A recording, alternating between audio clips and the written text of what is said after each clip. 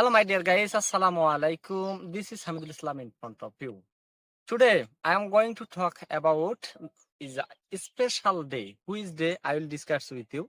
That's mean, brother, after 2 hours late, our Shabe Qadr will be start. So, I wanna tell you, brother, this is a special day for Muslim. Because of that, only 11 months later, Allah gives us a great opportunities.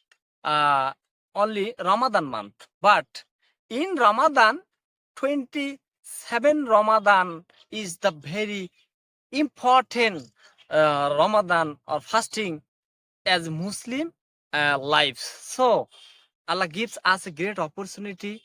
We should take this great opportunity, and we should stay up whole night and prepare our salah and another activities. So, my dear guys, those are Muslim. This video very effective for you because I noticed you, brother. We are Muslim. That's why we have to do this task. We have to complete this task, and I think that when we will die, that time Allah gives us a great opportunity or great somethings.